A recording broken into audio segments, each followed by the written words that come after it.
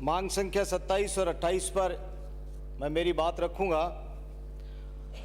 माननीय सभापति महोदय, राजस्थान सरकार ने निरोगी राजस्थान की कल्पना की। राजस्थान के तमाम निवासी निरोगी रहें, उनका स्वास्थ्य अच्छा रहे। माननीय चिकित्सा मंत्री महोदय यहाँ नहीं विराजे हुए हैं। जब हमारे अस्पताल सारे खाली रहेंगे, डॉक्टर्स खाली रहेंगे, मेरे से पूर्व वक्ता माननीय सदस्य कह रहे थे कि अभी सीएचसी पीएचसी सभी भर दी गई है। मैं आपको मेरे विधानसभा क्षेत्र रतनगढ़ की यदि बात करूं तो वहां सीएचसी राजलदेसर के अंदर 4 पद आज भी खाली पड़े हैं। छापर सीएचसी की घोषणा होगी, वहां पर एक डॉक्टर एक भी नियुक्ति नहीं की गई है। 2 डॉक्टर्स के सहारे नहीं हुई है। भाई इंद्राज जी, मैं आपको निवेदन कर रहा हूं, आप मेरी बात सुनिए। माननीय सभापति महोदय, कैसे हम इस राजस्थान की निरोगी राजस्थान की कल्पना कर सकेंगे जब आपके पास में बार बार जब हम मिलते हैं, चिकित्सा मंत्री महोदय से मिलते हैं, मुख्यमंत्री जी से मिलते हैं, तो एक ही बात कहते हैं कि डॉक्टर बता दो कौन सा, कहां से डॉक्टर लगाएंगे। हमारे पास में डॉक्टर थोड़ी है। डॉक्टर्स की व्यवस्था करने की जिम्मेदारी राजस्थान की सरकार की है। चिरंजीवी योजना के बारे में बहुत बड़ी बड़ी बातें कही गई। इसमें केंद्र के पैसे के बारे में कहीं कोई जिक्र नहीं किया। कोई बात नहीं, आप मत करो, आपकी सत्ता यहां पर है, आप जैसे भी आपका ध्यान जिस तरह भी जाए करो। लेकिन मैं ये कहना चाहता हूं कि इसकी मॉनिटरिंग किस तरह से हो रही है। चिरंजीवी योजना की मॉनिटरिंग में राजस्थान सरकार पूरी तरह से फेल हो गई है। जिस उद्देश्य के साथ में ये योजना लागू की गई है, ये पूरी तरह से फेल है। प्राइवेट हॉस्पिटल्स वाले चिरंजीवी वालों का इलाज करने से कतराते हैं। प्राइवेट हॉस्पिटल्स के ऊपर एक तलवार लटका दी गई है। प्रवर समिति के अंदर वो मसला है। ऐसी स्थिति के अंदर जब तक उसका निर्णय करके आप लोग प्राइवेट हॉस्पिटल्स को कॉन्फिडेंस में भी नहीं लोगे, वो वहां पर जाते हैं। मेरे से पूर्व कई वक्ता बता भी रहे थे, जाने के बाद में उनको भर्ती करने के बाद में धीरे धीरे उनके साथ में वो हाल किया जाता है कि दोबारा कभी प्राइवेट हॉस्पिटल के अंदर चाहे चिरंजीवी योजना हो चाहे अन्य कोई योजना हो, वो व्यक्ति जाना ही नहीं चाहता है। और सरकारी अस्पतालों के हालात की तो मैं जिक्र करूं तो ये इतना लंबा चौड़ा पुलिंदा है जो बार बार समय समय के ऊपर, चाहे वो राजस्थान पत्रिका हो चाहे भास्कर अखबार हो, उन सब बड़े लीडर्स जो पेपर्स हैं, उन पेपर्स के अंदर इस सरकार की पोल कलई कई बार खोली है। अखबार ही नहीं इस सरकार की कलई खोल रहे हैं, बल्कि मेरे सामने बैठे हुए सत्ता पक्ष के अनेक विधायक साथियों ने भी, चाहे वो दबी जबान के अंदर खोली हो, चाहे डॉक्टर जितेंद्र सिंह जी हो और चाहे हमारे सभापति पैनल के माननीय चंदेलिया साहब हो, सबने इस सरकार की कलई खोलने की बात की है। और इनके ऊपर वो उनकी भाषा थोड़ी डिफरेंट होती है। मैं आपसे निवेदन करना चाहता हूं विनम्र कि ये 1 साल में जनता क्लिनिक की बात करी थी, 3 साल में एक जनता क्लिनिक नहीं। मैं मेरे रतनगढ़ विधानसभा क्षेत्र की बात करूं, अभी हमारी माननीय मनीषा जी यहां पर नहीं बैठी हुई है। मनीषा जी, अच्छा होता आप बात करती, आपके Haifa hero Major Dalpat Singh Shekhawat की, जो हमने पाठ्यक्रम के अंदर उनको शामिल किया था, वो हमारे हीरो थे। उनकी बात को इस सरकार ने आते ही उनको पाठ्यक्रम से हटा दिया। अच्छा होता आप जोधपुर की वो बात करती। अच्छा होता रावणा राजपूत समाज, जिस समाज से आप भी आती हैं, आज सड़क के ऊपर इस सरकार को रो रही है। उनकी कोई सुध लेने वाला नहीं है। हालात उनकी मांगों को सुनकर के उनके ऊपर फैसला करवाती, तब तो मैं समझता कि आप न्याय कर रही हैं। नहीं तो निश्चित रूप से आप सरकार को बचाने के लिए जिस तरह से बातें कर रही थी, ये सब असत्य बातें थी। मैं जनता क्लिनिक की बात हम लोगों ने की, 50 करोड़ रुपए का घोटाला हो जाता है और सरकार आंख बंद करके बैठी रहती है। पीबीएम हॉस्पिटल का ये अखबार के अंदर कटिंग है। स्टेट कैंसर इंस्टीट्यूट, जिसमें रेडिएशन फिजिसिस्ट नहीं, 6 महीने से मशीनें लगा दी। मेरे रतनगढ़ के अंदर ट्रोमा सेंटर बनाया, मशीनें लगा दी, लेकिन उसके बाद में डॉक्टर्स नहीं, उसके ऊपर ताला लगा दिया। जो मशीनें थी, लाखों करोड़ों रुपए की मशीनें, वो धूल फाक रही है। और ये राजस्थान, ये पत्रिका की खबर है, नवज्योति की भी है। स्टेट कैंसर इंस्टीट्यूट में रेडिएशन फिजिसिस्ट नहीं, 6 महीने से धूल फाक रही है गामा मशीन। ये सरकार का नमूना है। इंस्टीट्यूट ऑफ ट्रॉपिकल मेडिसिन और वायरोलॉजी कागजों में रह गई। ये सारी बातें मैं लंबी नहीं करूंगा क्योंकि समय कम रहता है, लेकिन बड़े ऑपरेशंस में चीरा लगाने वाली 14 लाख की मशीन ओटी से चोरी हो गई राठौड़ साहब। ओटी से चोरी हो जाए, सरकार बच्चों को कुत्ते उठा करके ले जाए, नोच नोच करके खा जाए और सरकार हाथ पर हाथ धरे बैठी रह जाए। पूरे राजस्थान को करीब 2/3 घोषणाएं अभी अधूरी हैं। ये सारी की सारी वो खबरें हैं, मैं मेरे मन से कोई खबरें नहीं कह रहा हूं, ये वो खबरें हैं जो राजस्थान की पोल खोलने वाली अखबारों के अंदर और प्रेस मीडिया के अंदर इतनी आई है, यदि मैं बताने लगूं तो 1 घंटा लगेगा। लेकिन अब आरजीएचएस के अंदर दवाओं की बात करें, कोई व्यक्ति आरजीएचएस के अंदर दवा लेने जाता है तो वो कहते हैं 1 दवा तो हमारे पास में है, 2 दवा है, ये बाकी दवाएं नहीं है। क्यों नहीं है भाई? फिर वो धीरे से कहते हैं एमएलए साहब आप बात उठाओ इसको, हमारा तो पेमेंट ही नहीं हो रहा है। 9-9, 10-10 लाख रुपए जो दवाई देने वाली दुकानें हैं उनका खाली अभी बाकी पड़ा रहता है, इसलिए वहां पर दवा नहीं मिलती है, मरीज इलाज नहीं करवा पा रहे हैं। मैं रतनगढ़ जिला अस्पताल तो खोल दिया मंत्री महोदय, लेकिन जिला अस्पताल खोलने के बाद में उसमें सारे पद खाली पड़े हैं। मैंने पहले भी एक बार कहा था, मेरे यहां पर 5 जो डॉक्टर हैं वो अभी तक स्पेशलिस्ट खाली हैं, 40 में से 25 पद खाली हैं, अन्य चिकित्सा कर्मियों के 50 पद खाली पड़े हैं, बाकी सीएचसी पीएचसी सब खाली पड़ी हैं। मैं आप लोगों से सभापति महोदय आपके माध्यम से चिकित्सा मंत्री जी से और मुख्यमंत्री जी से मांग करता हूं कि मेरे विधानसभा क्षेत्र के प्रेमनगर और छाबड़ी मिट्टी ढाकावाड़ी में उप स्वास्थ्य केंद्र स्वीकृत किया जाए, बहुत महती आवश्यकता है।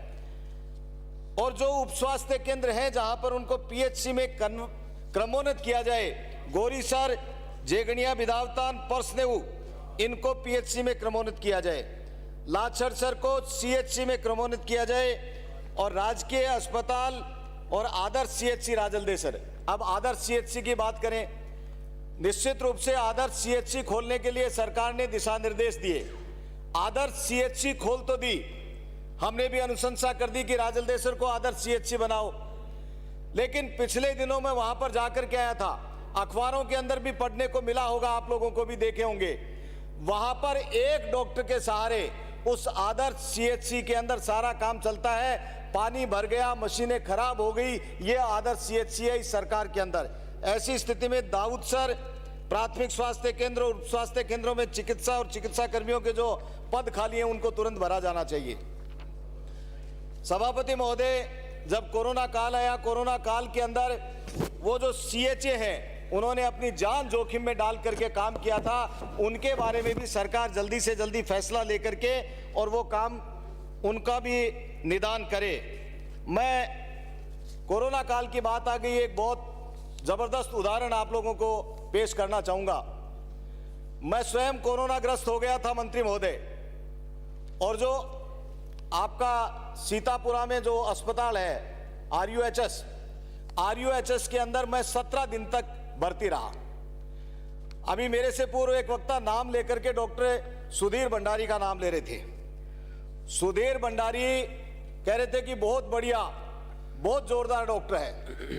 मैं सुधीर भंडारी जी की एक वानगी आपके सामने जो मेरे सामने घटित हुई है, वो मैं मेरे साथ घटित हुई है, वो मैं बताना चाहता हूं।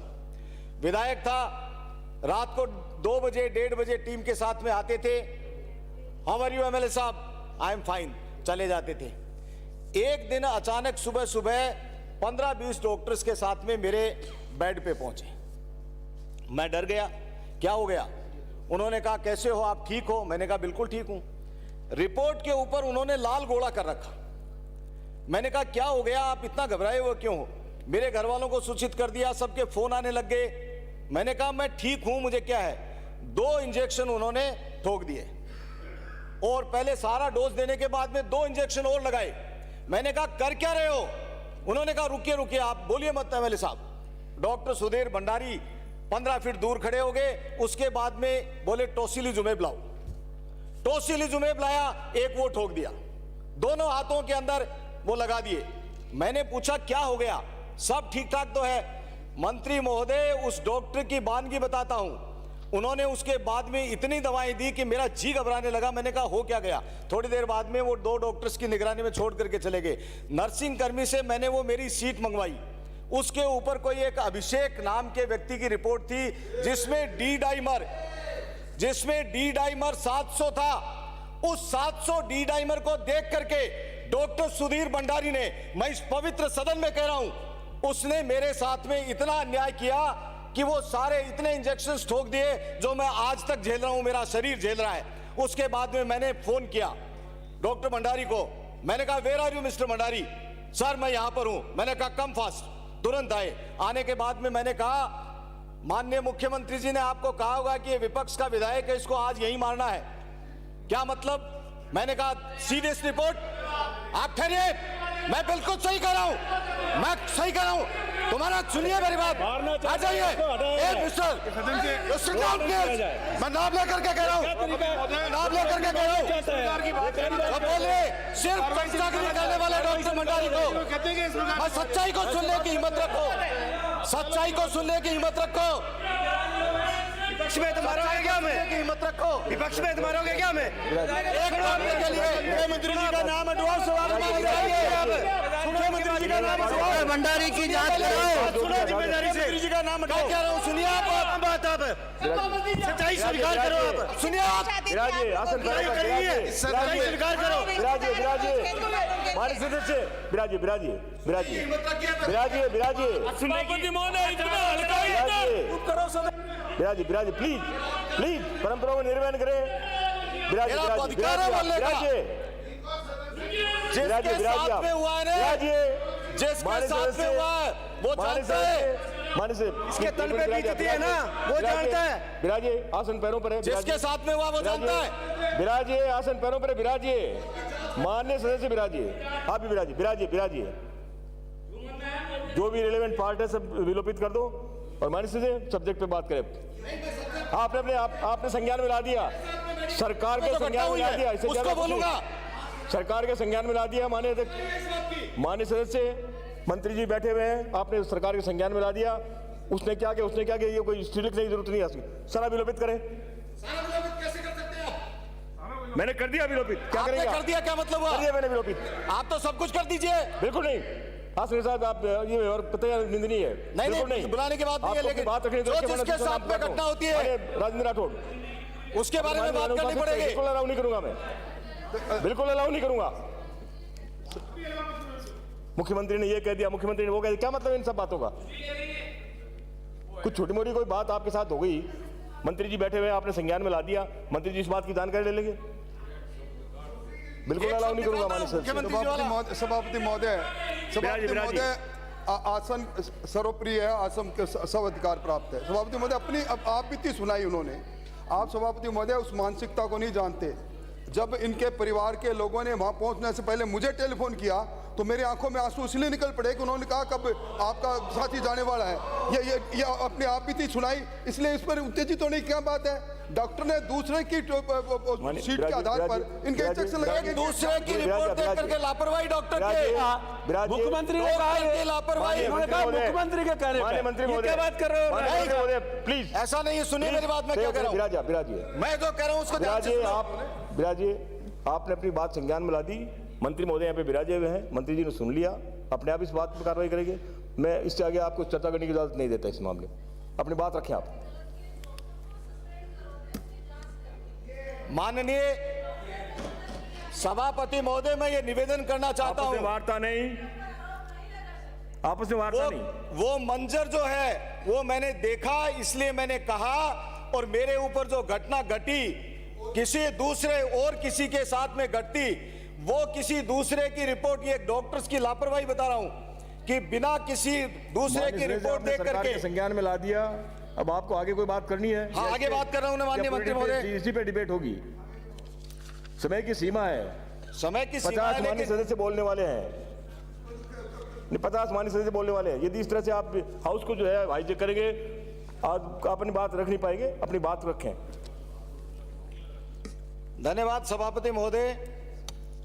ग्रामीण क्षेत्रों के अंदर जो भवन है, CHC और PHC के, जो बजट में घोषणा की गई थी, वो बजट की घोषणाएं की गई उनके अंदर जो भवन बनने हैं उन भवनों को तुरंत बनाया जाना जरूरी है। मैं राजस्थान सरकार के बाकी सब चीज़ों को, चूँकि अब ये लंबा काम हो गया, लेकिन एक बात कहते हुए मेरी बात को विराम दूंगा कि ये जो ट्रेंड नर्सेज एसोसिएशन का एक मुझे पत्र मिला है, इसके अंदर व्याख्याता, टीचिंग स्कूल और बाकी सारे लोगों को ये गजेटेड ऑफिसर मानते हैं और इन नर्सिंग ट्यूटर्स को नहीं मानते हैं। तो ये भी समान वेतनमान में काम करते हैं, बाकी सारी चीज़ें हैं, इनके साथ में ये अन्याय नहीं होना चाहिए, इसलिए इनको भी गजेटेड के अंदर शामिल किया जाना चाहिए। बाकी मेरे विधानसभा क्षेत्र की कुछ मांगे जो मैंने पहले भी रखी हैं, ये सीटी स्कैन और सीआरएम मशीन जिला अस्पताल है रतनगढ़ का, उसके अंदर लगाया जाना चाहिए। और डायलिसिस के लिए सरकार की भावना, सरकार की मंशा है कि डायलिसिस तो रतनगढ़ अस्पताल में, छापर सीएचसी, राजलदेसर के अंदर और जो सीएचसी हैं उनके अंदर सरकार की भावना के अनुसार वहाँ पर डायलिसिस मशीन लगा करके डायलिसिस की व्यवस्था भी की जानी चाहिए। डॉक्टर्स जहाँ पर निश्चेचन की व्यवस्था ही नहीं है, जहाँ ऑपरेशंस होते ही नहीं है, ज़रूरत नहीं है, वहाँ पर डॉक्टर्स हैं उनको हटा करके जहाँ ऑपरेशन थिएटर है वहाँ पर लगाए जाने की मैं मांग करता हूँ। और ग्रामीण आयुर्वेद चिकित्सक 2008 तक की जो संविदा कर्मी आज तक कैडर में दर्ज नहीं हुआ है, प्रमोशन नहीं हुए हैं, उनके ऊपर भी मैं मांग करती हूँ। और 2013 की भर्ती जो मेरे से पूर्व कई वक्ताओं ने भी कही, उन सब को भी मैं शामिल करते हुए माननीय मंत्री जी आपसे निवेदन करता हूं कि वो चाहे सरकार 13 के बाद में हमारी रही हो, लेकिन अब तो 4 साल से आपकी सरकार है, उसके ऊपर निर्णय करके और वो करें। एक सीएचसी स्तर के ऊपर होम्योपैथी चिकित्सा सुविधा भी यदि आप उपलब्ध करवाने की व्यवस्था करें तो ये भी पद्धति कारगर है। मैं यही बात कहते हुए मेरी बात को विराम देता हूं। धन्यवाद।